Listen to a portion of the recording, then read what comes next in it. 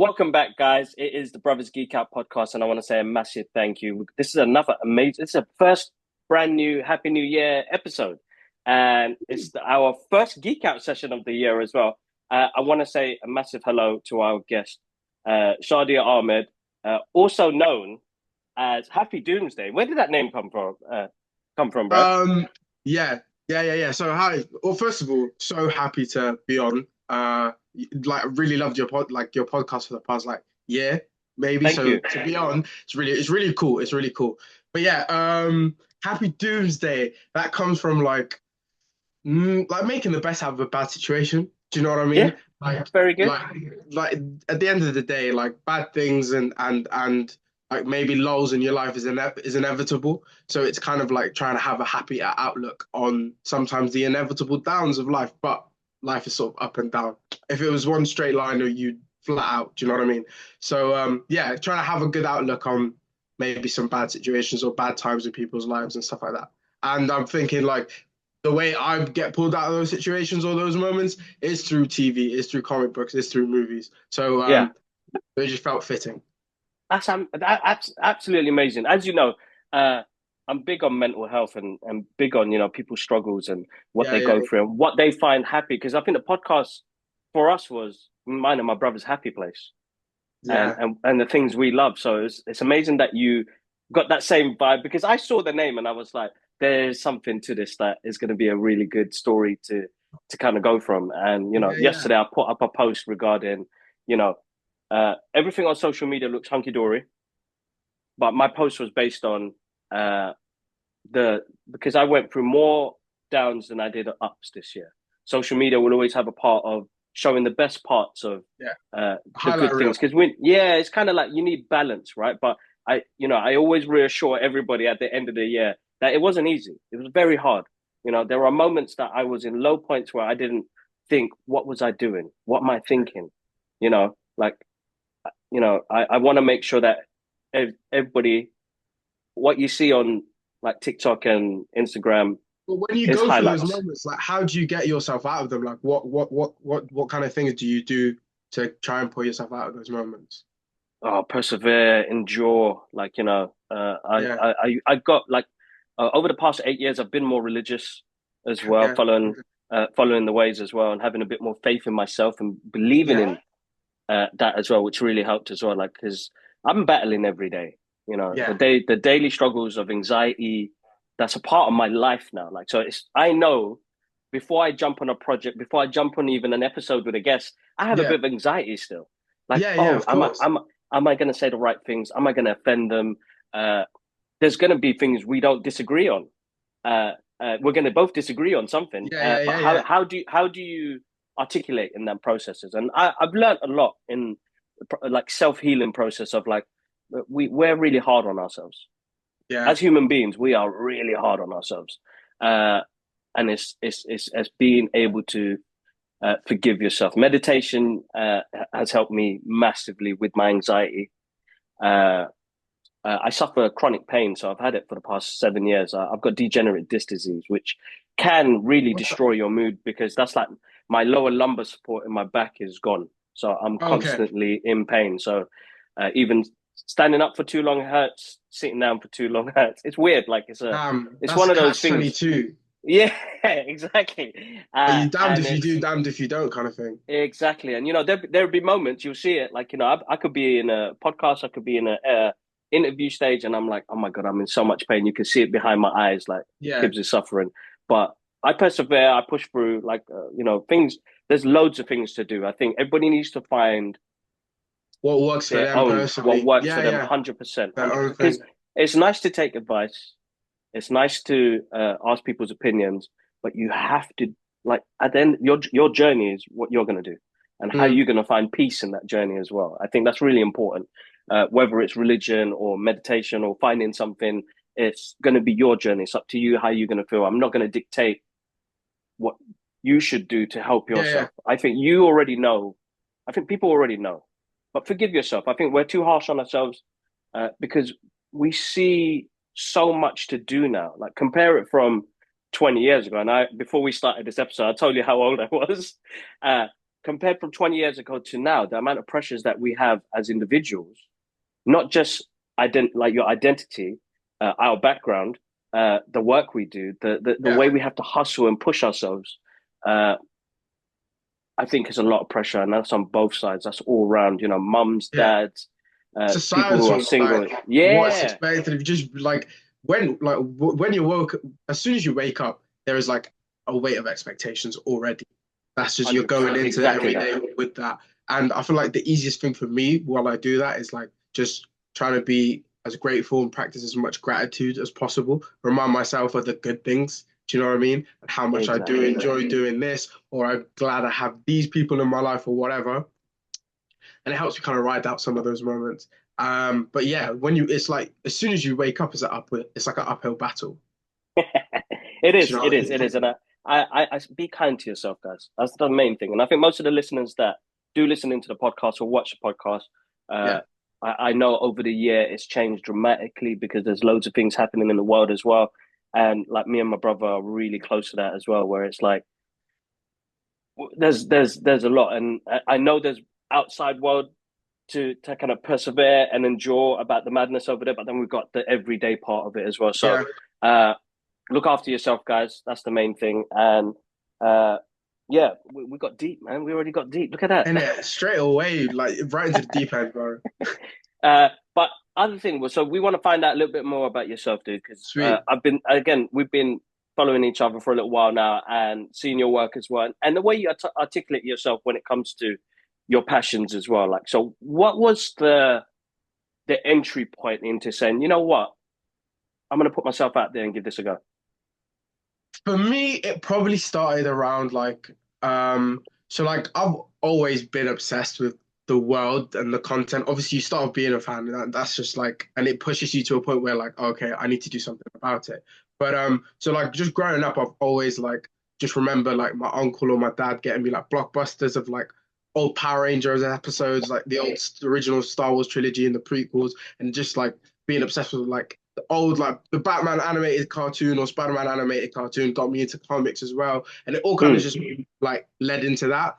In terms of like the journalism side of it or like the content mm. creating side of it, it really started around like I don't know if you remember so like old school like Jeremy Johns and Chris Yeah, Stuckman, yeah. AMC, like Movie Talk and those guys. And I kind of also got obsessed with the like the punditry side of the industry as well. So like that even kind of led me into doing journalism at uni and all that kind of stuff.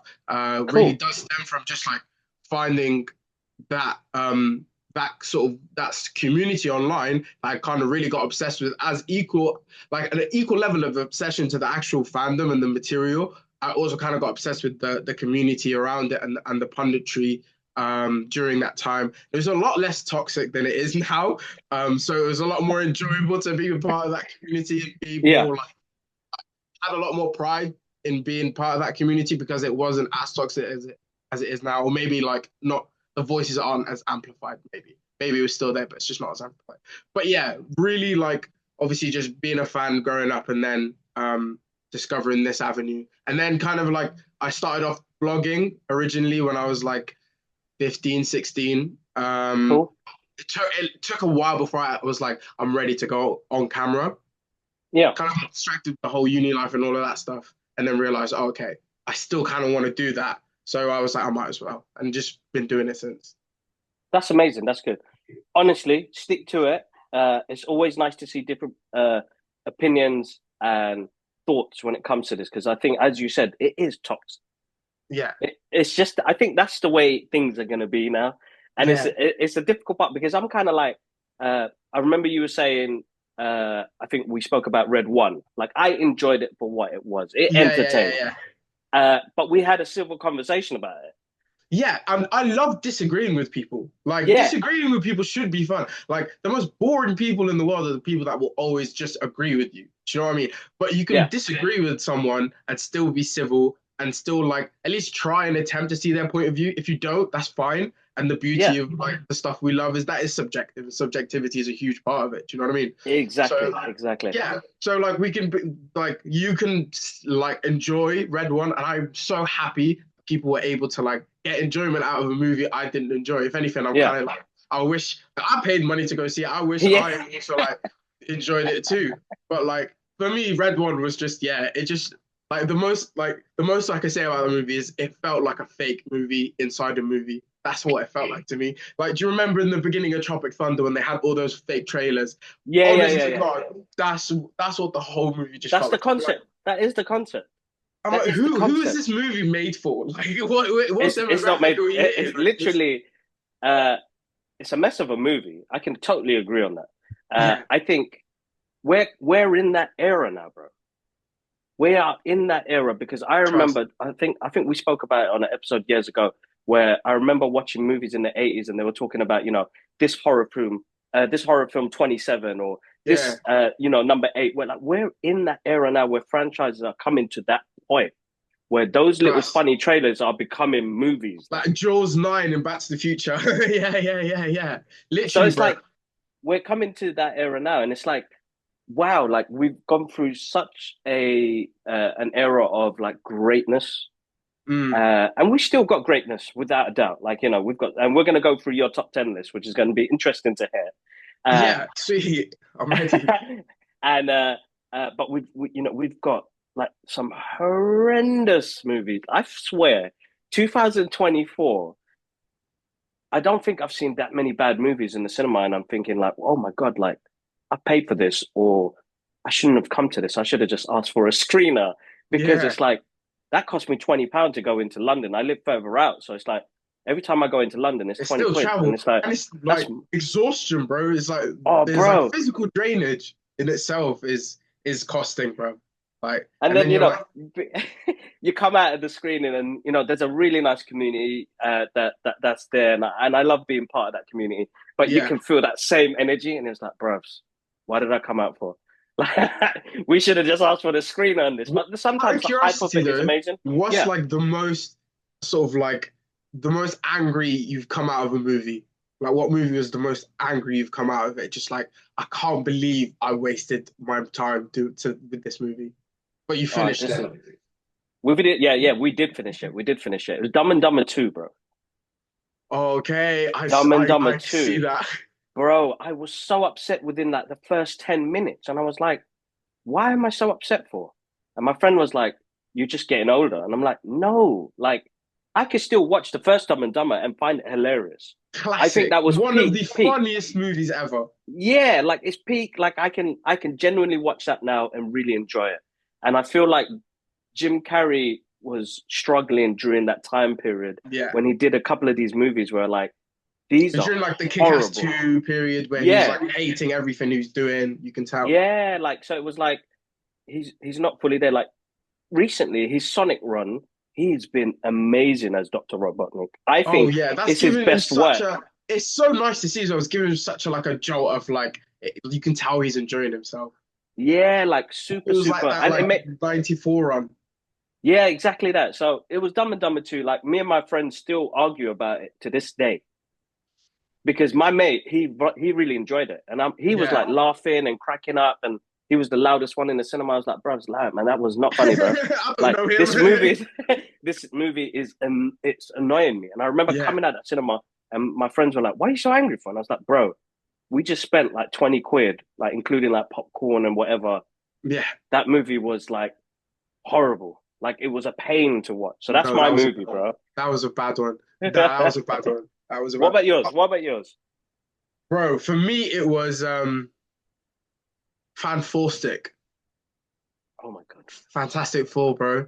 I remember Oh. because the lead up to that movie was everything sounded amazing just because it was like Josh Trank Chronicle was if anyone Oh. has not seen Chronicle, please go watch Chronicle. Like Exactly. that's why he got that job. The movie is incredible. And then the cast was coming at like Miles Teller when he was really on the up. Michael B. Jordan, Kate Mara, Mm. Jamie Bell, and you're just like, oh, I like the take they were kind of going for as well. Same. It sounded like a very like horror, like monsters fighting monsters, and I was like, I'm so Yeah. down for this. I'm so down for this. But then, like the review embargo, which I bet you know, when the review embargo does not like lift until like a day or two before the movie comes out, it means it's a stinker. So Yeah, yeah. like it means it's a stinker. So I was going into it thinking, oh, okay, people who were not allowed to go see it. I hope this just doesn't mean it's crappy, bro. I woke up at 6 o'clock in the morning to go tread to Cineworld so I could be one of the first people to go see that movie. Yeah. I came out of it so pissed off. Sorry, so angry, just so angry. Like, oh, the poor girl that was like on the way out, she's telling everyone, oh, do you have a nice time? Honestly, I never wanted to like just shove her. Like I was just so close to just being like, leave me alone. I was so angry I had to sit through this. Because the first like I don't know if you remember, the first like 20 minutes of that movie are like surprisingly good. Very good. Very good, bro. They're surprisingly good where you're just like, this might be all right, you know, and then the nosedives of nosedives. Like Tom Daly nosedive into like an abyss of like crap. That's what that movie turned into. Horrible. Absolutely horrible. Because again, great cast. And as you Toby said, I think Kibble as Doctor oh, Doom, that could have been great. oh my God, so good. So good. And like I remember coming out of the so that's one of the movies that actually came out and I tried to justify it because I felt so bad for Josh. Because I was Yeah, like, it really messed him up with that one. studio do not realize what they do to artists when they meddle into like Yeah, the cut of it. Because I know that there must be a different cut to this movie because we saw stuff in the 100%. trailer that was never in the movie. Bro, there's so much in the trailer that's not in the movie. When the thing drops out of the helicopter, I'm like, where the hell was that? I was in the cinema like, where the hell was that? I was expecting butt naked thing to be dropping from a Nah, helicopter. None of that. I think with that one though, I think it was even more than just like because I like obviously like the whole David Ayer story and like Zack Snyder story with their own cuts and stuff. I think with the whole Josh Trank thing, I think it was like literally during shooting, they were like mm, had no faith in him whatsoever. And obviously it's the studio's money, it's their movie at the end of the day, so you kind of I get it, but yeah, at the end, but at the same time, like you gotta if you hire someone who you agreed on based on their pitch to give them this money and to do this movie, let them do the movie. And I felt yeah, like exactly. because he didn't have a big enough name yet, and I don't think he helped it probably with his antics as well. But that movie was just a train wreck from start to finish. Like it really was. Oh, it had so much potential. It had so much So much potential, and it potential, was like bro. from the Fantastic Four movies that we did get originally, and it was like, all right, they come into a point where we're gonna get something different. And I'm always interested in different movies because I read Yeah, Elseworld stories, so I'm all about Elseworld stories. So it's like 100. Yeah, they do this in the comic books, and I think a lot of fans that don't kind of understand when you get a different interpretation of a character why they've done that. But it's like yeah. if you are going to be into the if you're going to be into this fandom, go into the books, go into the read graphic novels, read the Elseworld stories. They are multiple universes.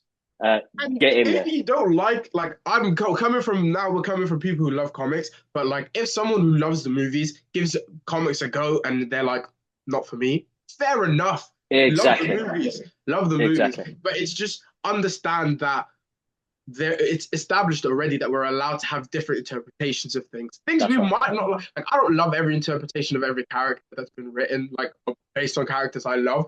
But I know that there are interpretations I still love, and they don't get erased when someone makes a new idea or a new take on something.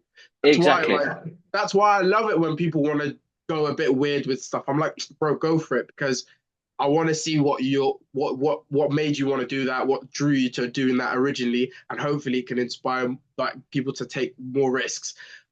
Which is, but like, but back to what you're saying though, it comes from the same thing of like everyone wanting like Robert Pattinson to be back in this, to be in this Mm. DC, which angers me so much. I don't know how you feel about that, but like, No, I don't. it's I don't want him. I don't want him in the DC. I don't I want him in completely that agree. universe. I completely Yeah, agree I don't because want him. we can have multiple Batmans, Yeah, and we'll be like, we'll be used to it. We'll be all right with it, and we exactly. get to have the different interpretations.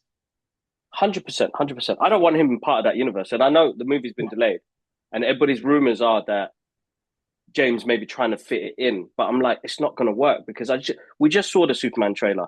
That Yeah, is not going to work with Matt Reeves' Batman. It it's not. will clash so badly. Keep them separated. But I mean, I know that Matt Reeves is a he's very articulate in what he does in his writing and how he wants to put his stories out there. I mean, his run on Planet of the Apes was absolutely amazing. Like those two last movies he did, bro. I don't think I've enjoyed movie magic at that level so much because it was bro. just the depth he brought to it. I could not agree more. Like, Yeah. I'll talk more about Planet of the Apes when it comes to my top 10 list, I'm sure. Hmm. But those movies are incredible. Obviously, Rupert, I forgot the guy who did the first one. Yeah. He did his job. He did his thing with the first one. He was meant to do the Gambit movie as well. But when Matt Reeves came into it and he gave us Dawn and then War, he took it to a whole new level. And it's back to the letting directors and creatives do their thing. And Exactly. Matt Reeves established this Gothamverse. I think that's what they want to call it now. Yeah. Yeah. He's birthed it. He knows what he wants to do. He's very meticulous of what he wants to do, and like let him do that without having to be connected to this universe. Like, wait, it's 100%. DC. Let us have the Elseworlds. Yeah, yeah, exactly that. No, definitely. I'm on that all day, and I think I trust in Matt anyway. I Yeah, trust in same. Matt because I And I I was also trust lucky. in James as well. Like, Yeah, yeah, definitely. I honestly don't think he wants to connect them. I don't believe the rumor that he's like, Yeah. that's why the delay's for. I honestly think the script's not ready yet, which is also a worry. No, definitely, it's not ready because again, like Matt Reeves, he's slow. He's very slow, but he wants to do it right. Like I don't think that Batman movie would have been as good if it was rushed by any other director. I think what Matt was doing was building that universe because that fits it slots into the Batman like what he did with Penguin It and was how they done. seamless. So it was like, wow, this is good stuff.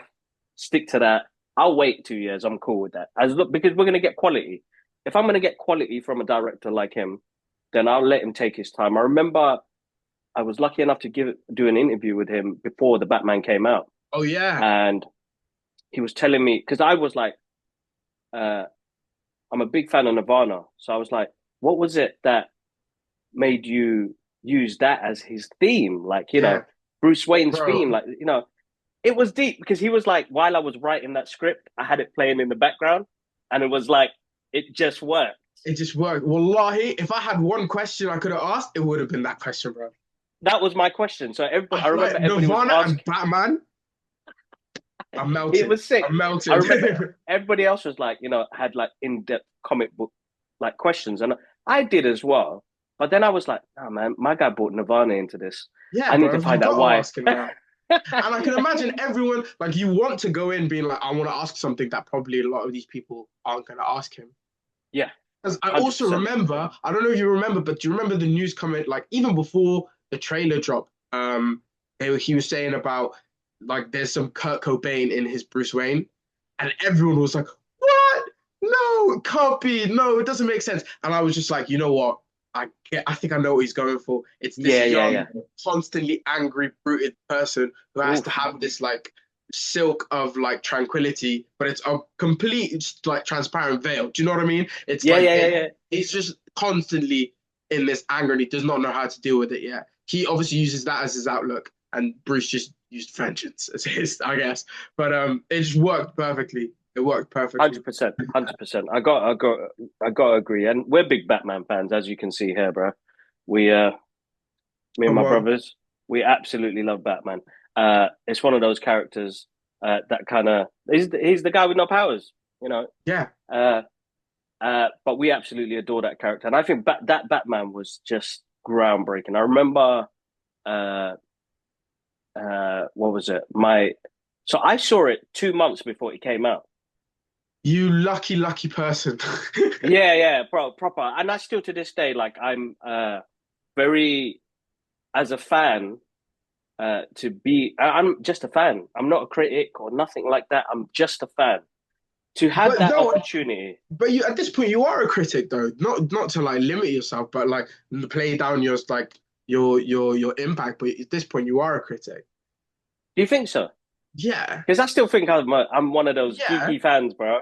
But like that's the best kind is the people that are like you and that you can relate to on a like level and you're like Mm. I think like this person because we relate on an every day to day like level so I would want to Yeah, listen to him. I want to see what he says about like this movie. When a lot of these critics, bro, a lot of them even just the way they talk down to you feel like they talk down to the audience members and they're super pretentious in regards to certain things, and they come Yeah, in yeah, with yeah. their politics and biasy. So you're this is the new birth of critics, and you're definitely on the forefront of that. So like, let's not limit that at all.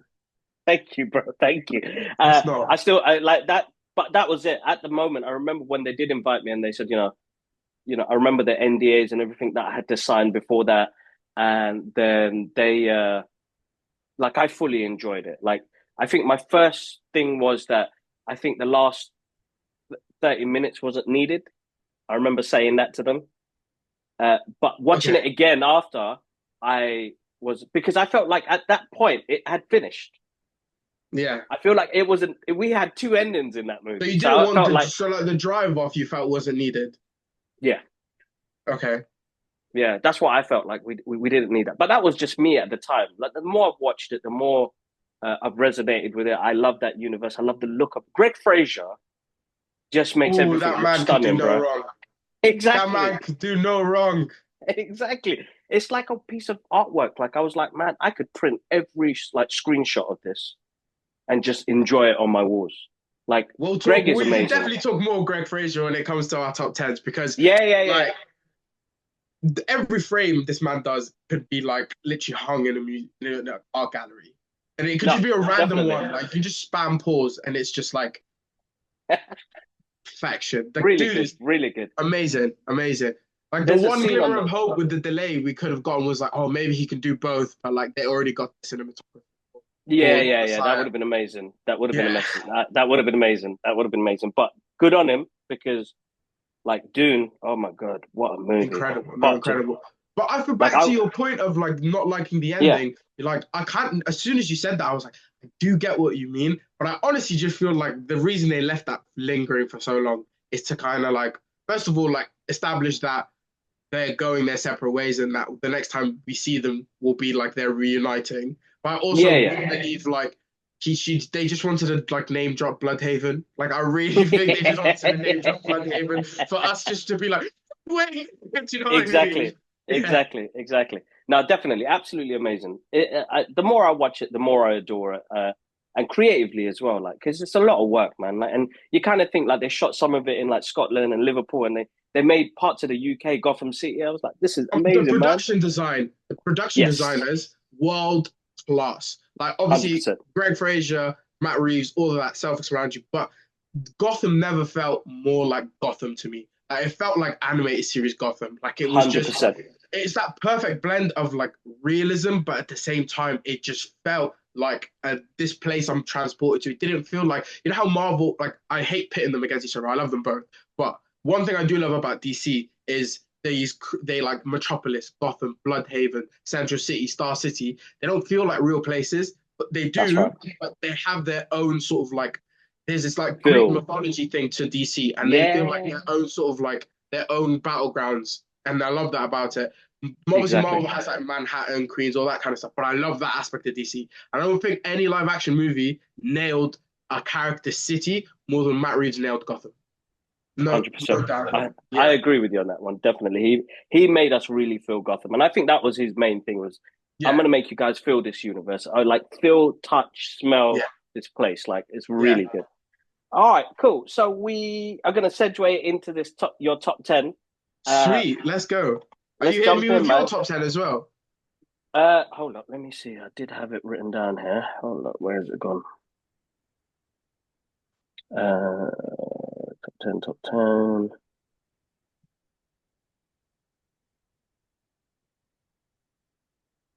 All right, what did I do? What did I do? All right, go for it, bro. Sweet. Shall I'll hit you off number 10 then, yeah? Yes, number 10. Yeah, for me, number 10 was probably like for me the funniest movie of the year. I love my comedies, and this got me the most laughs. It was Let's Start a Cult. Don't know if you've seen it or Oh, not. It's the I've seen that. Stavros. Yeah, it is good. Very good. Yeah. It's so funny. It's actually so well written. Yeah. Surprisingly, a great amount of heart, and you're actually like so invested in Chip as well. Stavi is way better at acting than I ever thought he would be. and I just got so many belly laughs, and I just actually had such a good time. I felt like it deserved to be in there just to show it some love. So yeah, number 10 is Let's Start Cold. That's a good film. That's a good film. I didn't even think about that. It's weird because so my top 10, just to like kind of let people know, is running off how I felt.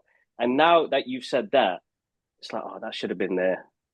It's That was so a good. funny film. It's a It's a funny, funny funny film. movie, Funny which, film. and we're in a time where like it's so rare and it hurts me to my core because like Yeah. that's where like that's what I want to do. Like obviously I said that I started off doing journalism, but I also dropped out of journalism school and started doing and like went to film school because I realized Mm. like not only do I want to have that kind of presence and be in touch with have to be able to like voice my opinions, but I also fell in love with just filmmaking and writing.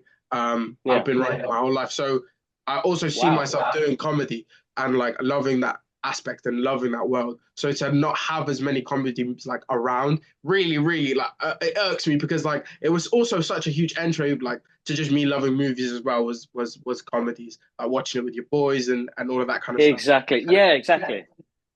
So it's sad, but yeah, let's start a cult was great. That is a good one. That is a good one. I'm gonna have to rearrange my list now. I'm glad that I'm gonna have to he rearrange gets my into list now. yours because it was so Yeah. fun. But I'm gonna stick to what I've put down. But that I think now, so that's all right, cool. So mine's gonna be Dev Patel's Monkey Man. That's my number 10. Whoa, great movie. That's my number 10. I was seriously shocked on how well it's not like it's his first project. So I can see where it can be it got a bit messy for me at times. But the heart of it is amazing. Like it's a good action film, man. Like he's brought his culture into it, and he's brought he's made me an action man.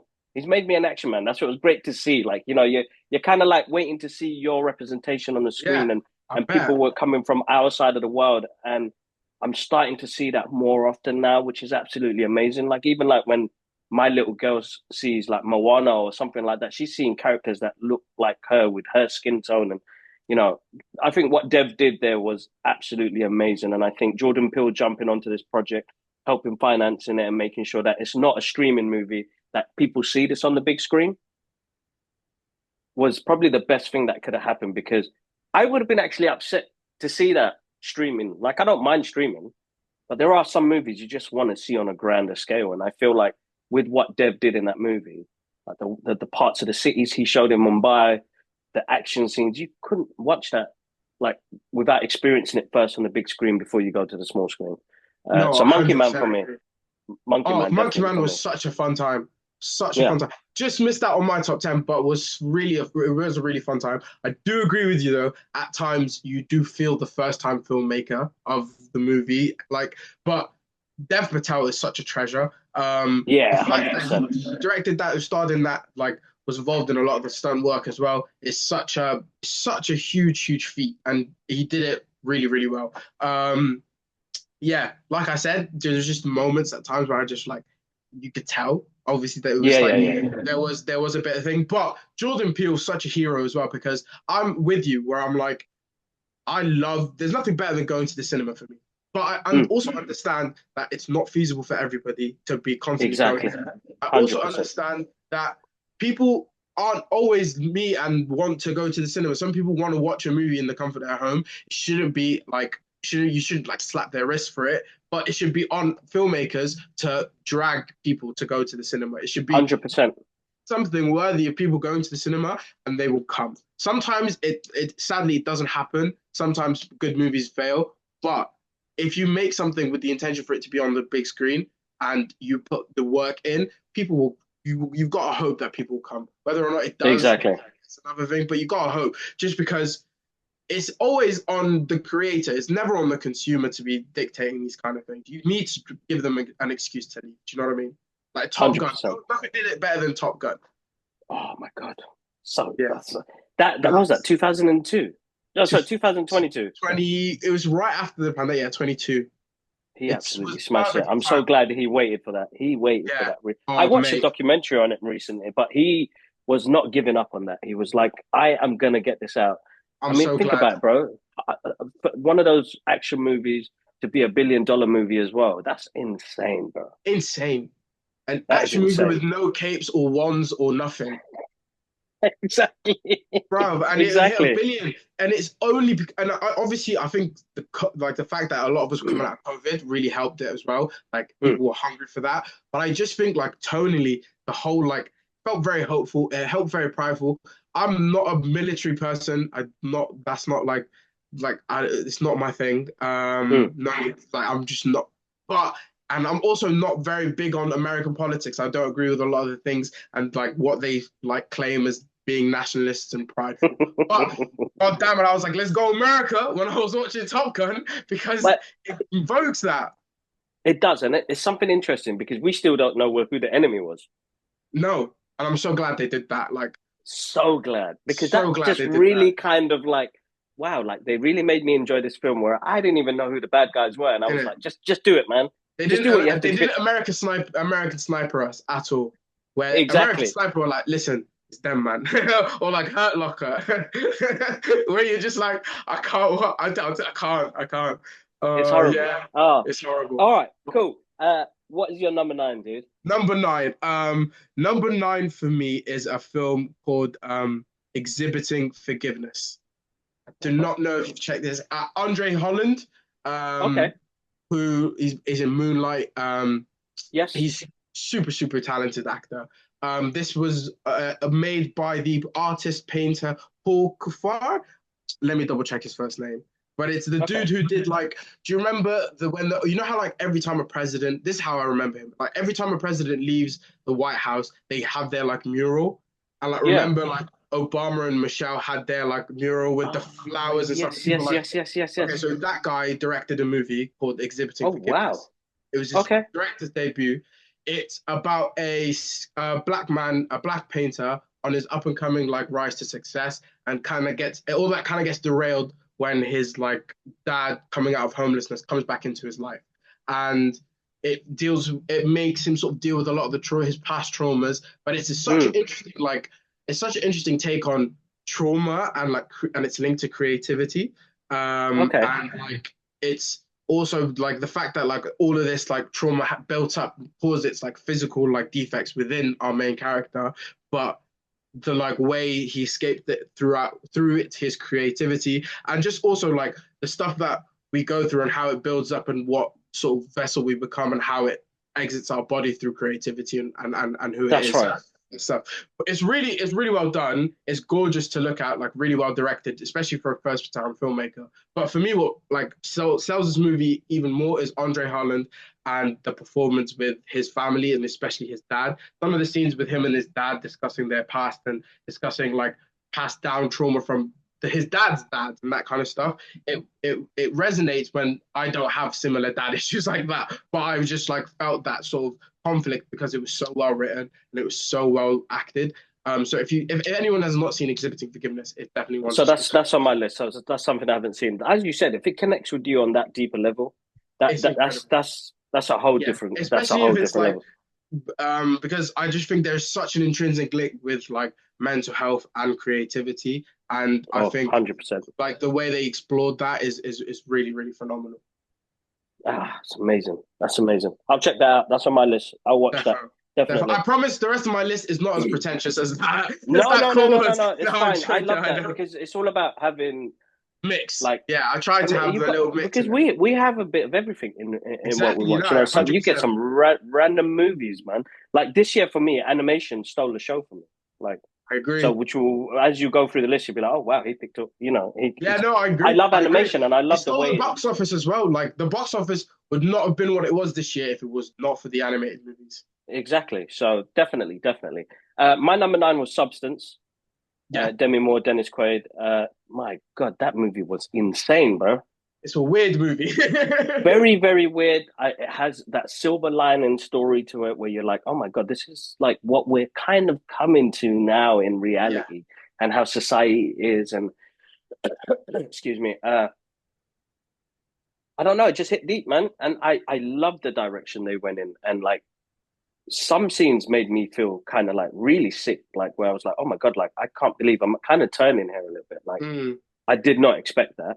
But I think like Demi Moore, man. I haven't seen Demi Moore in ages. She had I was gonna absolutely say, yeah, smashed it. it's Uh, like a whole like renaissance for her. Like she was yeah. incredible in that movie. So definitely. So that's my number. That's my number nine. That's my number nine.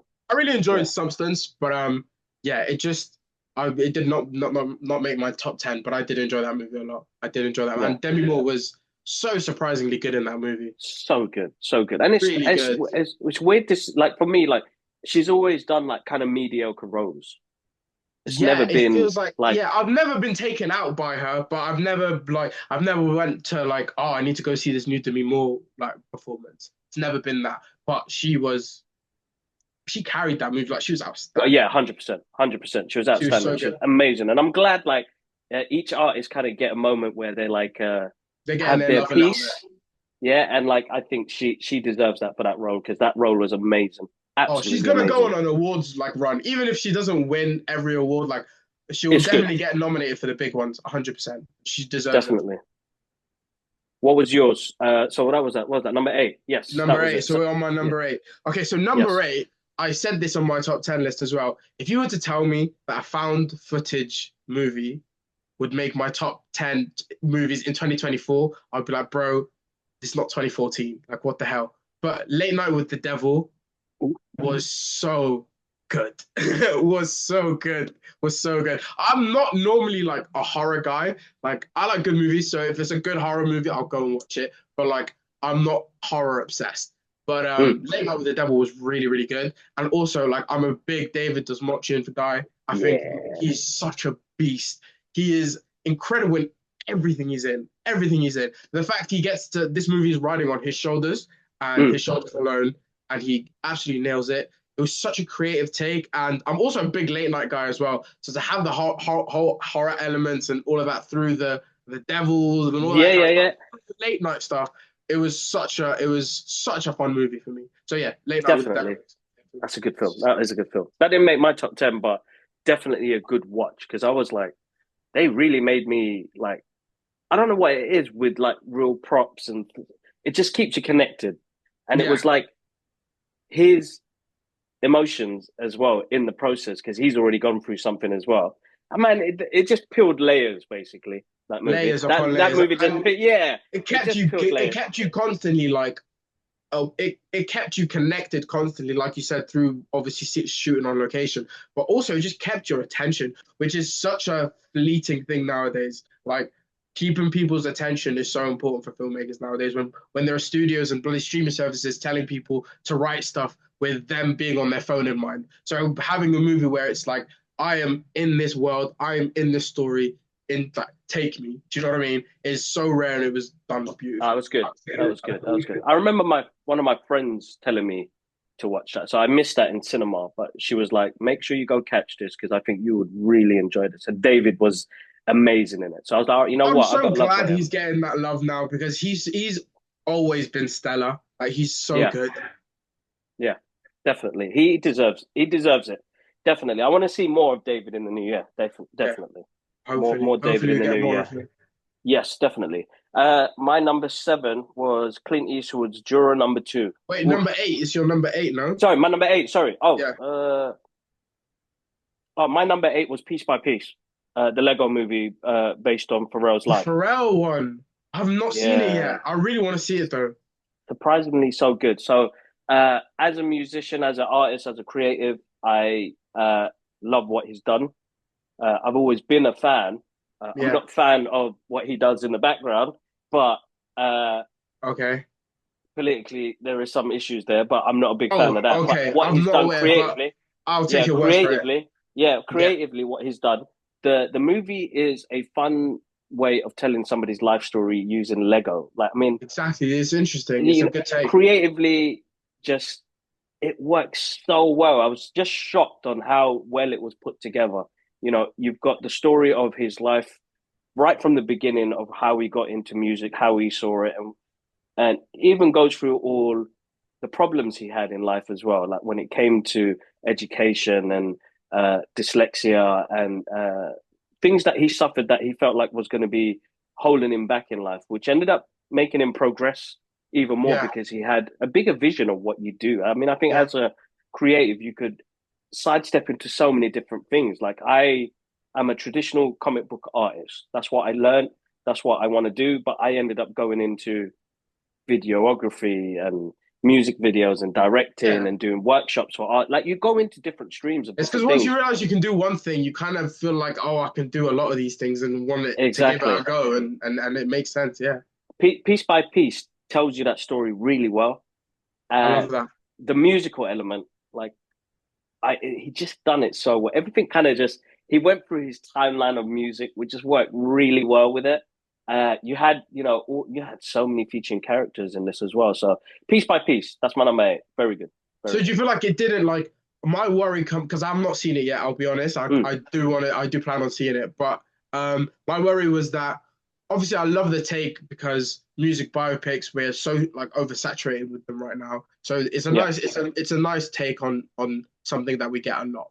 But my worry was with the Legos is that we ultimately won't take things serious enough because we're constantly with Legos. Do you know what I mean? Is that am I warranted in worrying to like yeah. with No, that don't worry? because if you Or enjoyed the Lego movies, oh, I love the Lego movie. Lego Batman because is so they fun. still connected, Yeah, still 100%. No, this does 100%. the this does the same, and I think Okay. he knew that. Yeah, sweet. He knew that as a creator, thinking, you know what, I'm not gonna just do it normal. Like I saw Better Man, Robbie Williams' Better Man the other Yeah, day, and I yeah, was yeah. like, oh And my god, again, another one where it's like interesting take. amazing, amazing. And I think they're catching on to it now. I think directors and writers are catching on to it that we don't have to do the kind of let's find somebody like Yeah, Aaron Tegerton to do Elton yeah, John or yeah, somebody yeah. like that. We can change this up and make it a bit more creative and visually appealing for people to say, okay, that's a different take on this. Because the best So music biopic in recent memory for me was the craziest and weirdest one, which is Weird Al Yankovic biopic. I don't know if you've seen that one. And brilliant, it's so good. It's so good. so And it's good, so because they good. were like, there's so much of this, let's flip it on its head. And if you were to tell me that like I would be kind of excited to see a Robbie Williams biopic, I'll tell you, are you crazy, bro? I wouldn't have Exactly. cared to go see it when he was popular, like, let alone now. And now Americans know take that. Like that's so crazy, bro. That's so Exactly. crazy. So cool. Uh, Because purely because of that choice. no, 100%, 100%, 100%. No. So yeah, piece by piece. That's my number. Was that there? That's my number 8. Now Yeah, we're on love 7. that. There we go. Seven. Yeah, Yeah. now we're at seven. Okay, yeah. Well, again, sticking with the whole animated Yeah. theme, it is a movie which I hated the trailers for, like absolutely hated the trailers for. And I was just like, I have no hope for this movie. And it was so good. And that was Transformers One. Mm. I when I saw the trailers, I was like, oh, what are you doing to my characters? What are you doing to Chris Hemsworth as Optimus Prime? No, thank you. But honestly, I did not care that it was Thor, bro. I was so enthralled. I also was like, I don't know if I want a like Optimus Prime prequel. I don't know if I want this. I felt like, why are we treading over this? I don't know if I want these like I don't care about these like movie stars voicing these characters. That also was something that annoyed me. I was like, give them back to the original voice actors. A lot of them are still Mm. here to do that. Okay, it was a bunch of things, and then I was just, and then I watched the movie, and I was just like, yeah, this is delightful, absolutely delightful. All those problems I had were gone in the first like 4 minutes, and I just Mm. No, watched 100%. Because best you sometimes transform. have to take yourself out of it a bit. Yeah, oh, 100%. You got to give them a chance to like prove you wrong.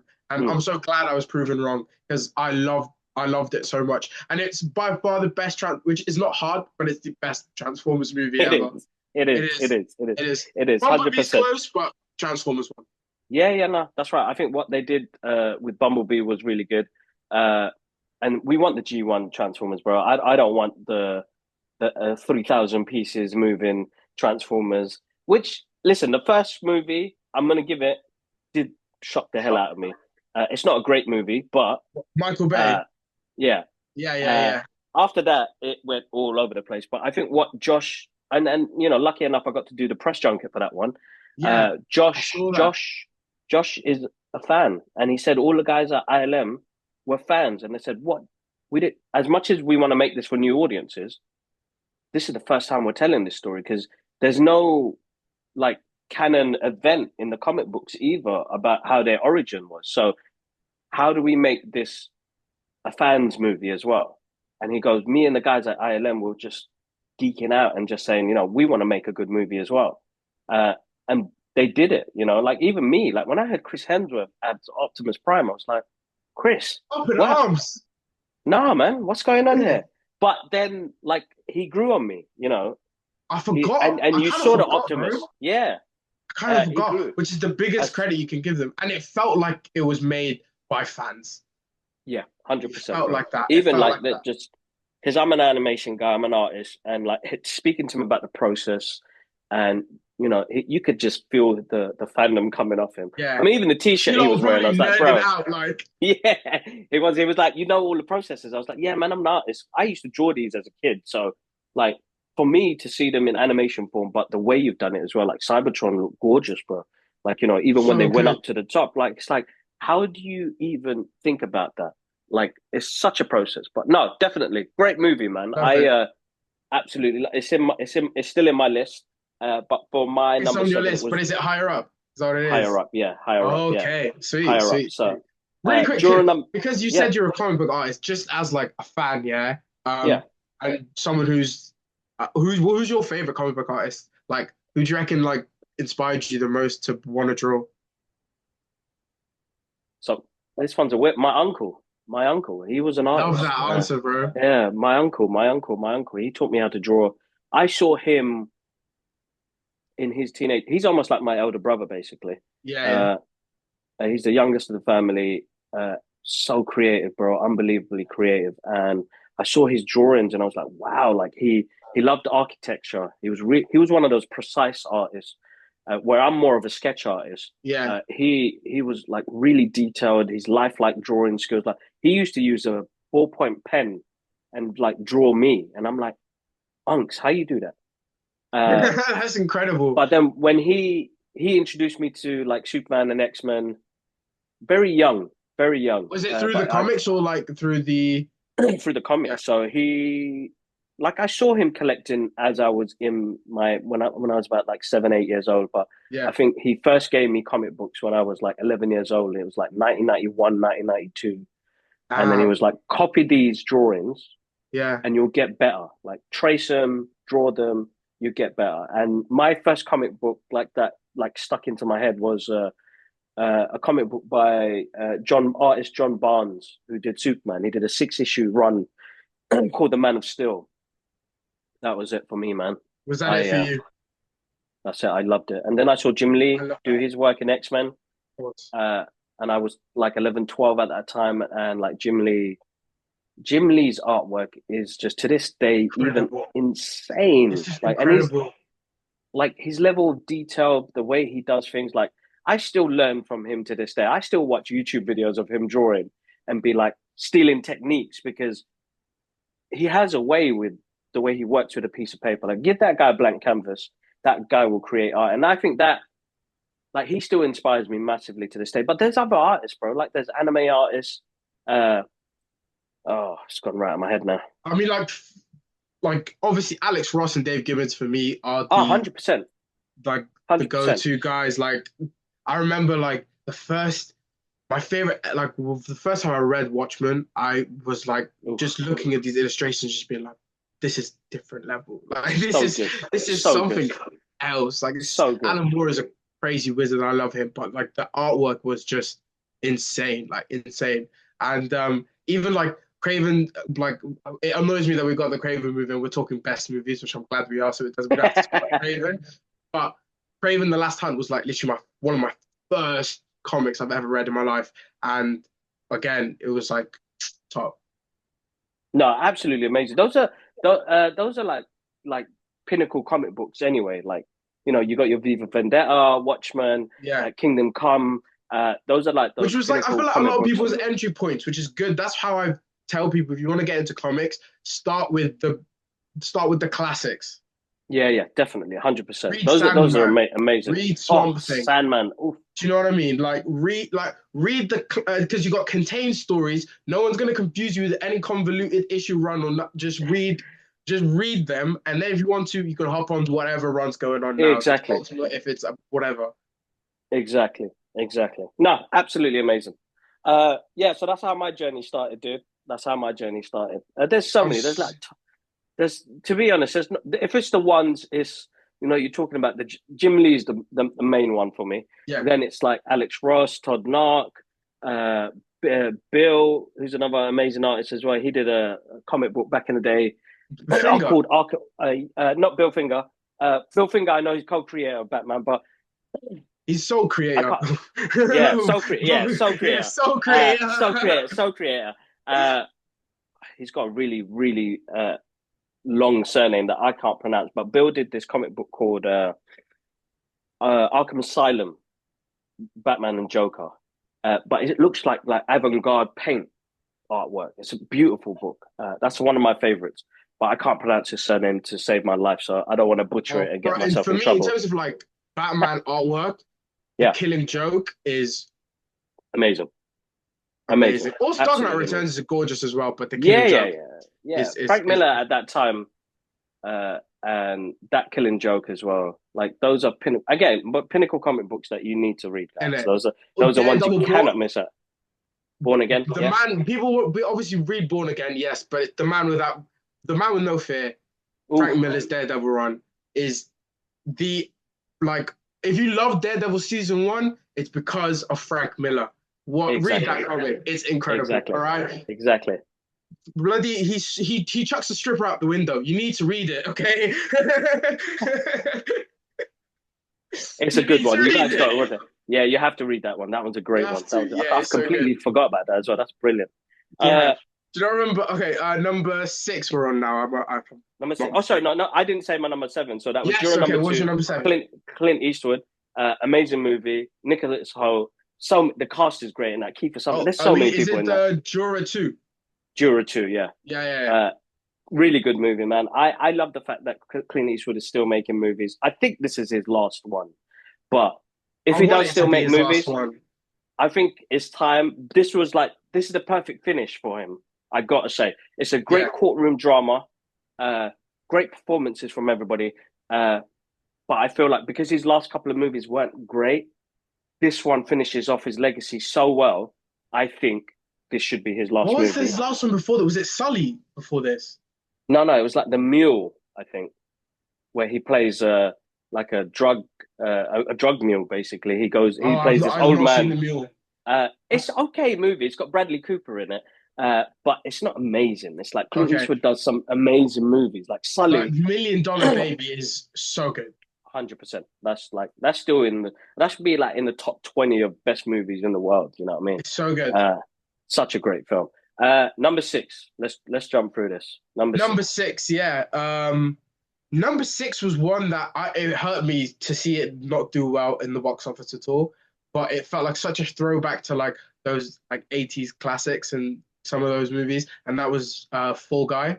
I Ah, had that. So such we're matching on that one. Number six. oh, hey. We're matching on that. We're matching on that. You're right. You're so right. I agree with you. That's a movie. I feel like it should have came out in the summer. Yeah. Uh, it's such a good film. It's a fun film. Like It's so good. It's such a fun movie. And Ryan Gosling is like, I love when he does comedic leaning things. He's great he's dramatically. good. He's Like the great nice guy. dramatically. Like the nice guy. The That's Nice another Guys great is film. so good, so freaking good, Yeah. and he's incredible. Also like his physical comedy is incredible. Like him doing the whole toilet scene in Nice Guys and all of that stuff. When he like broke the window, like he's so good comedically. So Exactly. him getting to flex his muscles on this one and really kind of Yeah. carry this, he was so good to see. Aaron Taylor Johnson has haven't had a great year. Craven aside, but he had a great year and he was really good in that movie as well. Mm. I love David Leitch. David Leitch. Yeah, David is. Yeah, yeah. David, yeah, his movies are always really fun. The actions are always super like engaging, close combat as hell. Like you're just along for the ride. It felt like a really fun ride than it was, and plus it ended on a Kiss song, and I had that song just stuck in my head for like 2 weeks A long time. afterwards. Yeah, yeah, yeah, yeah. Yeah. That was mate. And I was like, Fall Guy. Yeah, but the movie was really, really good as well, and it hurt to see it not do well as well. Oh man, I think it came out at the wrong time, dude. Like, genuinely, I feel like that movie should have come out in summer. That would have been that's a summer movie. It When just did it had the come out? good It felt vibe. like It came out in early summer, February. no? February. February.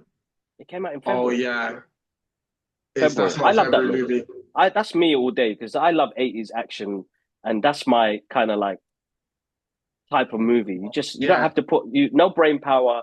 It's a good laugh. I think Emily Blunt is amazing in it as well.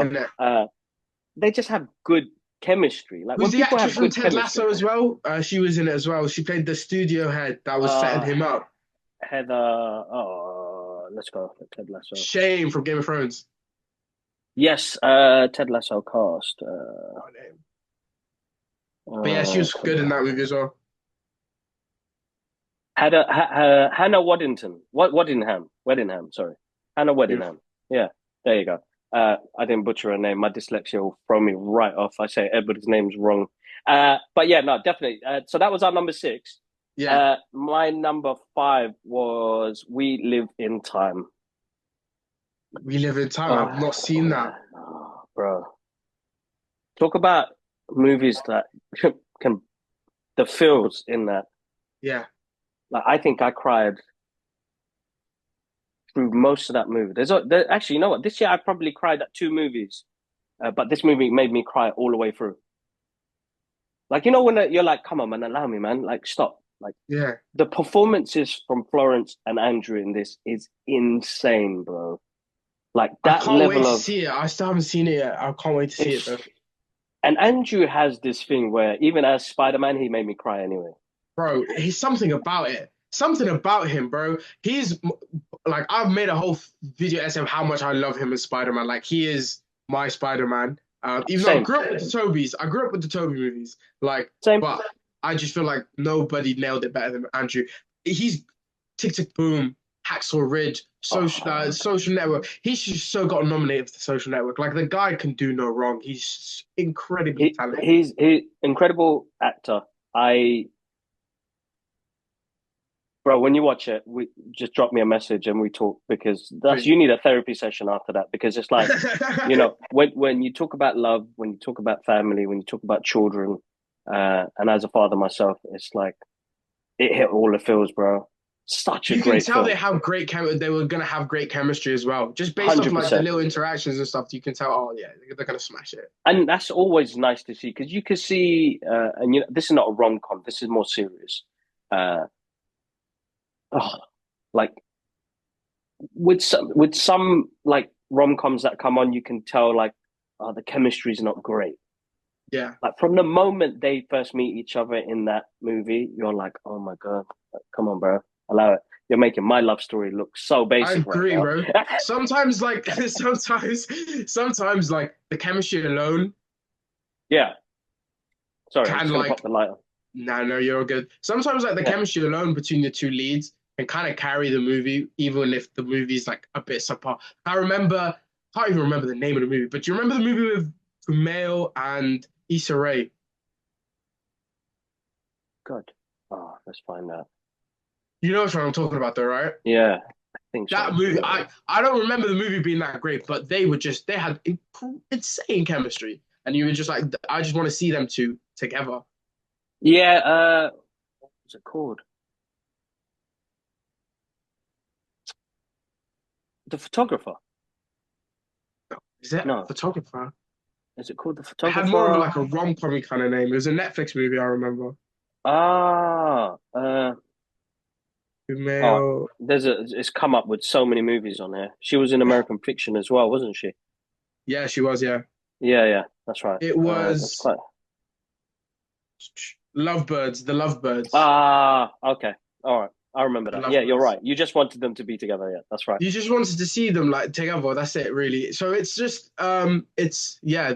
Sometimes that's all you kind of need. But yeah, No, definitely. it's more than just. It's not even a rom com. You said it's a flat out drama, No, it's right? more of it's a flat out drama, man. Like Yeah. really emotional, really emotional. So definitely, once you've seen it, you let me know, and we could Sweet. do an episode on it because that's a therapy session, bite. So my brother didn't watch it because he was like, "That's Sweet. too emotional for me." But I was like, I'm with it. I'm "Oh, with it, bro. I'm all for the feels. that that was really good. That was really good." I'm all All for right, the feels. number five, dude. Number five. Okay. Number five is if this movie all I needed this movie to do was be good, and it was going to be in my top 10 list. Number five is Deadpool and Wolverine. Yeah, It just needed cool. to be good, and it was making it in. Okay, like listen, is this movie like structurally perfect? No, not really. Does it have the most memorable villain in the world? Not really. Like, is it the most fleshed out first, second, and third act? Not really. Is it as good of a script for the first two Deadpools? No. But we got Hugh Jackman as Wolverine in his bag. We've got Ryan Reynolds in his bag. Okay, and it's them two on a road trip having a blast. The cameos Exactly. warranted. The cameos felt earned because it felt like the culmination of all of 20th Century Fox. It was a Fox, good yeah, send off, and I needed it to be a good intro into the MCU. I got all of that. That's all I needed. 100%. I agree with you. It was in my top 10. It fell out. Uh, as I said, I fully enjoyed that movie. Fully, as a comic book fan, as a Marvel fan, as a 20th Century Fox fan, to see Hugh Jackman after Logan doing that role again, it's like, oh my god, like it would, and the yellow costume, bro, like oh, like the emotions of it. But yeah, it slid out of my top 10, but definitely absolutely great. Was that your number five? Yeah, number five. That was your number five. It's All pretty right, high so up. No, it's pretty high up. But like, mate, all I needed to see was Channing Tatum's Gambit. That's it. That's how I knew he was in there, bro. Because Gambit's my like favorite X-Men. Like, I don't he's even amazing. remember. I don't remember the X-Men animated cartoon. Like, Gambit was the Oh best yeah, character show. he So was. I've He always was. kind of been obsessed with Gambit. So when we were getting the whole, oh, Channing Tatum's gonna play Gambit in a solo X-Men movie, they're gonna link it into the Apocalypse crew and all of that stuff, I was really down for it because it also came at a point where Channing Tatum, the whole like mindset of the whole public perception of him kind of shifted. It went from being, oh, it's the step up dude, and he's like in that movie with Amanda Bynes, and it went to, oh, he's actually funny. He can do comedy. He could do 21 Jump Street. Yeah, He's actually got talent. And then it kind of led itself, snowballed into like, oh, okay, I'm so down for him to be my Gambit, and it just never happened, which sucked. And it wasn't one of the biggest rumors going no, into like a lot of them, we got a lot bigger rumors. Like Henry Cavill, we heard before, like, yeah, um, but Blade and Gambit, we didn't really think were happening, they and kept that under wraps very well. they did that really, really well. So yeah, to get charity, and I think I love the fact that he went super, super Cajun with it as well. Like he left no crumbs. He just went for No, it. definitely, definitely, he And it went for worked it so fully. well in that Deadpool Wolverine world. So yeah, I love that movie. Again, is it the most well-made movie of all time? No. There are But it glaring flaws entertained. It entertained, in bro. its job in And it's space. got rewatchability as well. In Rewatchability. Because I've in seen it space. probably 10 times already since it's been out. Yeah, So it's a movie that I slap on. So to have rewatchability, and that's what we always talk about in the podcast, a lot of movies don't have that no more. Like we get movies, we watch them once, we're done. But with Deadpool Wolverine, I think what Shane has done was to give us a film that people are going to watch trust. over and over 100%. again. So And 100%. Sean Levy is so good at Sean, like sorry, yeah. Sean Levy is so good at just implementing like heart when you don't expect it to be. Like the Always. Adam Project. I don't know if you've Yeah, seen so good. This is where I leave you. That's what like my favorite Sean Levy movie. It's like Tina Fey, Adam Driver, Jason Bateman. They kind of play a group of siblings who have to like sit shiver after their dad dies. Ah, It's really well done. So I only say that to say that like the heart aspect of Deadpool and Wolverine purely just comes from just Sean Levy, his natural directing ability as well. So okay. he made us care about the backstory of this Wolverine that we never met before. Like all of us going into this, if you were to tell us in like 2017 or the couple years going after it, be like, oh, we're gonna bring Wolverine back and we're gonna bring Hugh Jackman back, we would have been like, don't you dare. Don't you No, dare. That was a 100%, perfect 100%. ending. Don't you dare do that. If you tell us that, oh, by the way, the next Deadpool movie is going to open up with him like dance around to NSYNC around his bones, using it to like slap up some TVA members, we would have been like, don't disrespect him. But the way it was done was so well intentioned. You can tell the intentions behind this movie were so pure, 100%, and that 100%, alone, you can 100%. just push it up. Yeah, No, definitely. Uh, Good film. It is a good film. It is a good film. It's a rewatchable movie. but So it's rewatchable. yeah, it's just rewatchable, definitely. And I'm As aware a of its comic book fan, problems, so I get it why it's not in your yeah, top 10 yeah, yeah, because it yeah, yeah, has yeah, its yeah, problems 100%. yeah, yeah, yeah, definitely. My number five was Transformers One, so we already kind of dove into that. So let's go into number four. Such a pleasant surprise that was. Yeah, yeah, definitely. I did not expect it to be that good, dude. I ended up watching it like four times in the cinema. Oh, I can't wait to see it again. I'm giving it Yeah, a bit it's of just time and such then a I good can't wait. watch. It Such a was good so watch. fun. Another So really good watch, back to animation. For me, number four is Wild Robot. beautiful, absolutely We beautiful. even need I to don't even know what to say. like, That's mate, higher up in my list.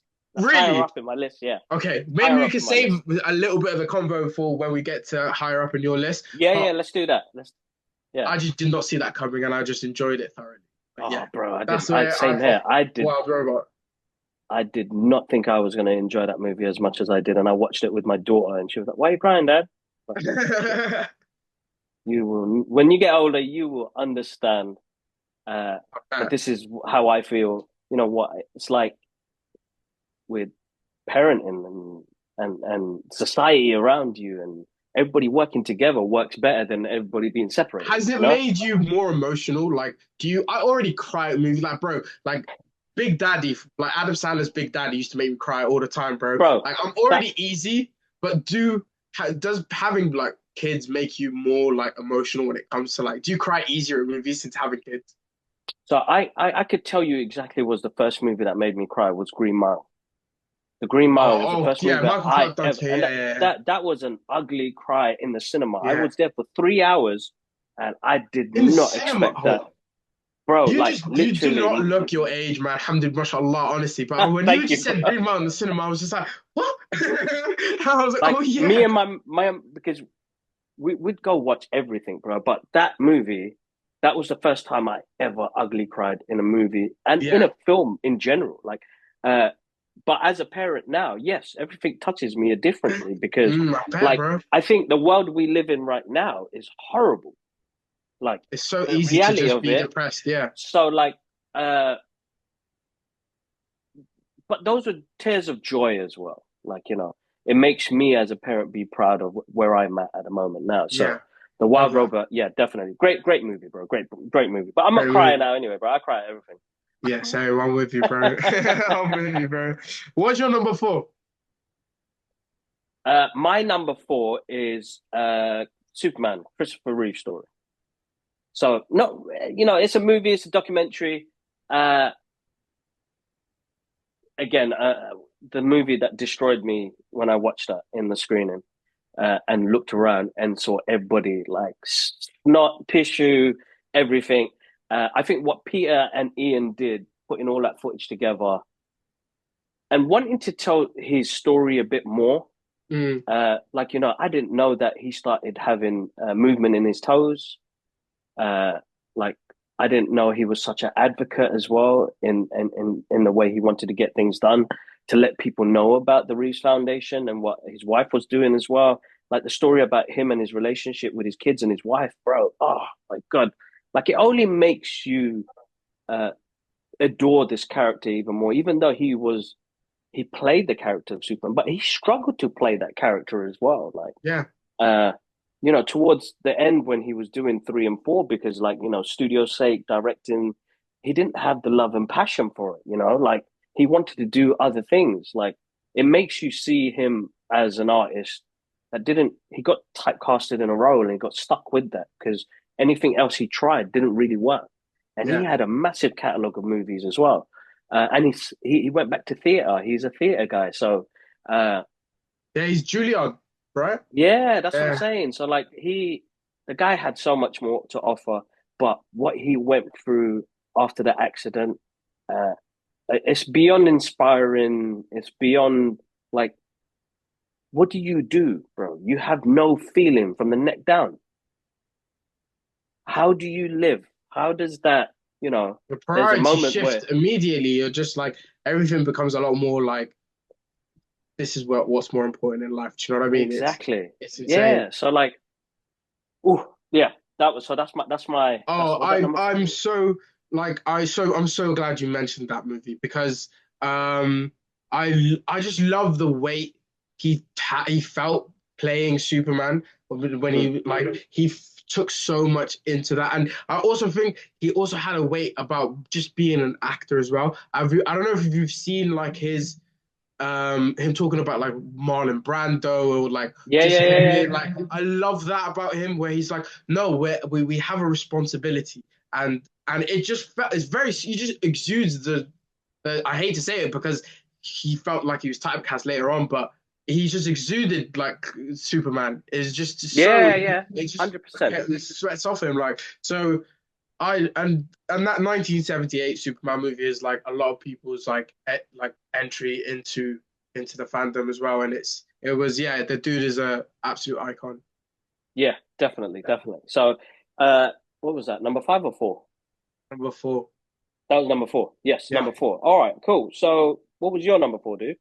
yeah. I already said mine was a Wild Robot, but we're talking more Oh, yeah, about it when sorry. we All get right. yeah So, yeah yeah yes. yeah All yeah. right. So, my next one was this one's a tough one. So tough. All right, number Uh, three, right? Number three is going to be Inside Out. Oh, it didn't crack my top 10, you know. Inside Out. Oh, man. Something about that movie where it talked about anxiety and the way anxiety tries to help you, but can make situations even worse. Yeah. Uh, but it just made me think about, for me as a parent, what my daughter's going to go through as she grows older, and Mm. trying to understand her as she grows older as well. And it's weird, like Pixar makes movies not just for kids, but the adults that take those kids. Oh yeah, Uh, 100%. and listen, bro, that movie was so good. Like I don't know how they're making these movies so good and how it's connecting, but I think as the effect, and I said my list is about how these movies made me feel. Uh, Yeah. Inside Out dives deep into mental health and what teenagers are going to go through, and it just kind of made me think about planning myself on how to talk to my little girls when they get older and trying to when they get lost in the world, and we all do, I both thought it was sides. so good. I thought it was really, really well done. Yeah, I thought definitely, it was very really good. So well done. that's my number three. What's yours, Sweet, bro? sweet, sweet, sweet. Number three for me was Saturday Night. Ooh, that's a good bro. That was very good.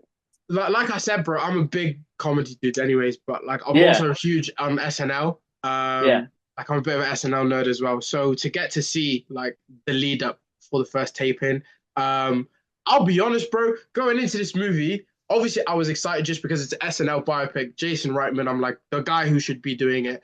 I'm so excited for this. But then when the Dylan O'Brien casting really took me off. Like I was yeah, like, yeah, yeah, I yeah. don't know how I feel about Dylan O'Brien with that playing Dan Aykroyd.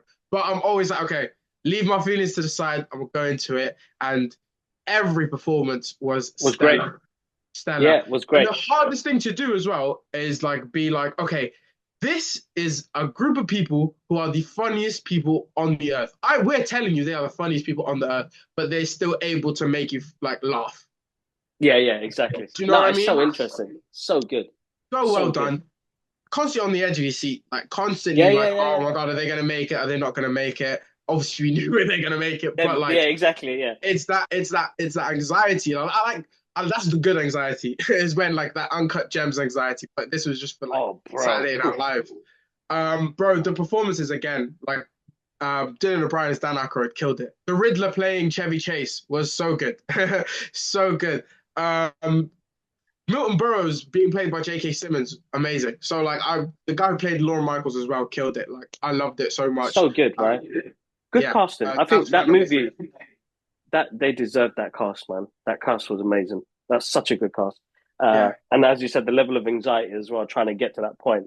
bro. Like I so I felt that level of stress and anxiety when it comes to like shooting and film and having to produce stuff on a so much Yeah, more of a smaller scale. And I've so having to see it that on that and like be like, oh my God, this brother is about to like disintegrate right now. Like the amount of stress insane. he's going through must be through the roof. And not even knowing if they're gonna be like on or not, that must have been crazy. And having to deal with all of those egos, like Yeah. Belushi and like Chase and all those guys. It made us feel the weight of all of it. Do you know what I mean? No, Because definitely, definitely. it's like SNL. So like, yeah, I absolutely loved it. Great, great film. No, it was really good. All right, cool. Oh man, the top two, the top two. This Top has been two, hard. This has been hard. This has been hard. All right. Why, man? It's struggling. So number two is going to be the Wild Robot for me. okay, Uh, sweet. I think the adaptation from the book into an animation is always going to be easy because it just transcends so well. An animation, you could do so much with it. Uh, a story that I didn't think when I took my daughter to watch this because I wasn't able to go to the screening for this one, and it was perfect to go take my little girl to watch, and she absolutely Mm. adores it. Uh, but for me, as a parent, it just struck, you know, DreamWorks and like have been killing it. Like Wild Robot so was good, no different. It was so good. so good. And again, the cast, the cast bring these voices, these characters to life so well. It's like I love animation, but now I've found this new love for voice acting as well, and Yeah. what people can bring to that as well. Because like somebody like Jason Bateman, he's already got a distinctive voice Yeah. and characters that he suits. I think what he You're just did thinking of as Fox and Zootopia. exactly, and it was like wow, it really worked. And I think what Lupinda did as well was sorry, did I say that right? Let me say this right. I kind of Lupita. Lupita. That's right. There you Yeah, go. yeah, yeah, yeah. I think what she did, brought to the role and how she kind of gradually grew in that role uh, was beautiful. Was a beautiful transcending Yeah. moment, dude. Oh, the progression from it was so beautiful, and I honestly think it might be a lock for best animated picture. I hope, bro. I I really think hope it's a so lock. because I really do and think it's a. Chris who did the soundtrack as well. It's such an uplifting soundtrack. I absolutely love it, man. I love everything about that movie. There was It's something, stuck with me for so long. Like it's stuck with me. Do you know what I mean? And it yeah, made you. It walked out. I was like, bro, I feel a bit more optimistic. I don't know. I'm not. This is a new feeling for me. Optimism. I like no, it. exactly, exactly. Yeah. No, What's I your love number that two, dude? movie. Number two for me, again, I was wary coming into this because like we're going back to a trilogy I love so much. I love the Apes movies. I'm a big Apes guy, so I was really nervous coming into it, especially Matt Reeves not doing it as well. But Yeah, Kingdom of the Planet of the Apes was such a fun time in the cinema for me, and I absolutely adored it. I thought the performances were great. I loved how they handled a sequel. I think this is the perfect way to deal with sequel treatment. Is it was distant enough where we're not like tied to the trilogy in any way or like hmm Star Wars take notes. But it's also at a point where like sort of just the ideologies and the messagings that Caesar was trying to put forth to the apes has kind of like it's kind of warped. I mean, and kind of the yeah, way yeah, like yeah, yeah. back to like Rorschach with Watchmen or whatever. Do you know what I mean? Where it's like a lot of these people perceiving it maybe a bit differently, just because of time and like stuff changes. And just to see that and to see the kingdom flourish with the apes and sort of the humans being like the lower of the species and getting to see that dynamic now. I just thought it was super interesting. I was invested in these young apes. Every time the humans were on the screen, I was like, kind of bored of you lot now. Let's go back to the monkeys. But I absolutely loved it. Kevin Durant as Proximus Caesar was insane, incredible performance, and I hope he gets so much work like coming out of as well. I think he deserves it. He's He's one of those been around. underrated actors. He's always been Yeah. incredible. He was even good in Origins Brain movie. Nobody was good at that. Will I Am was in that movie. That's how you know no one's going to be good in that. And Kevin Durant was actually good in it. So the fact that like we were able to have an Apes movie, not too far off from the incredible trilogy that they gave us with the Reeves movies, but be able to sort of feel like it's not incumbent, it's not reliant on it, and it's not also not handcuffed by it. It's its own thing, but has that beautiful link in a like very soft way, and Yeah, it yeah, yeah, works. 100%. Very soft, Very very meaningful way. agreed. 100% agree. It didn't make my top 10, but it was one of those movies that I did really enjoy as well. I didn't even think about it. I feel like honestly, I think I forgot about it. Not in a bad It was way. such a yeah. I think during the list making, it didn't make the list. But as I said, what Wes Ball did is absolutely amazing. I think the technology has advanced on such a level, bro, where you can't even tell now, which is innit? amazing. You can't Amazing. even tell. Seamless. Seamless. All right, good movie. All right, that's a good one. Number two. All right, the number one, dude. Number one. I feel like Number one. it's We do both got the same one, haven't we? yeah, it's gonna be. It's Dune 2, innit? Like Lesan Al Gaib. Lesan Al Gaib. Oh it's my Dune God. 2. If a Muad'Dib. movie can make me slightly shook at a skinny Timothy Chalamet, you've done your job. You've done your job. When my You man know, said it was like, I'm Paul Atreides, I was like, oh yes, you are. Fair enough. Fair enough. You did your thing. Dune 2 is outstanding. Not only one of the best experiences in the cinema this year, maybe in a decade for me. I'm telling you, I wow. absolutely loved this movie so much. Wow. Okay, so Yeah, that's a big thing. Like for me, in the past, what, 2 decades, it was Mad Max Fury Road, what George Miller did. I think that's like my favorite kind of yeah, experience in the cinema. yeah. But I can say this is kind of on the same level, but with a bit more depth of Frank Herbert's world. Uh, Listen, man, this is the books that inspired Star Wars and Battlestar Galactica and all of these movies. This is like the origin of that. Yeah. Yeah, the I real think what Anakin. Den yeah, bro. Like I think what Denise has done, what it's just insanely good, bro. And And I'm not a big fan of Timothy Chalamet, to be honest. He's really, only won me over in his performance in Wonka and Dune Part Two. Even in the see, first one, I found him very like I don't know. He was really good in The Boy, but bro, what beautiful. he's What's it done called? now, Beautiful. The one with Steve Carell. Beautiful beautiful boy, boy. yeah, beautiful boy, yeah, beautiful boy. But in general, I was like, I don't like. I don't know. There was something about him I didn't like, but now I see what he carries with him. I kind of was with you where I'm like, I think you're a good actor, but I don't know. I feel like I'm getting too much of you right now. Like you're getting pushed in our faces. That when your acting abilities doesn't warrant that. I just felt like you should be like, it just was like someone like a Gerald Jerome, Yeah, who's yeah, yeah. like, he's like equally as talented as you. Like, why is it? Do you just happen to look like a Victorian? Like, you're like the sort of like archetype of what like is attractive right now, and that's That's why right. you're Yeah. how I thought No, it. Like, that's how I came to it.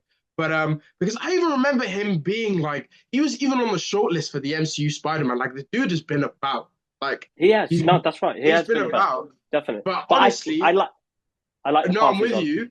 But Dune 2, I was like, oh, this man is serious. This boy is serious. Even Wonka, bro. The thing with Wonka was like, I remember before the movie came out, the options for who they wanted to play Wonka was him, Timothy Chalamet, Ryan Gosling, Ezra Miller, or Childish Gambino. And I just think any other option aside from Timothy Chalamet would have been more interesting. That's why how I 100%. kind of came into it. 100%. Like I I was just like, like, he blew me away, bro. but I he was was like, oh my really God, good. you man, you got me singing to these tracks as well. I'm like, what's going on there, bro? And now going into this, I'm also like, I love Bob Dylan's music as well. So I was so fearful, but I'm looking at just the footage because I still haven't gotten to see He looks to see amazing, bro. it. Yeah, but just the footage, it looks amazing. Like No, definitely. he just sounds like him. He is him. And I'm just like, oh, okay, he's He's our so new like Leo. yeah, I've definitely, without a surrendered to doubt. that. Exactly. Uh, there you go, guys. We did our top 10. I know it's New Year's Day. This is all the movies from 2024.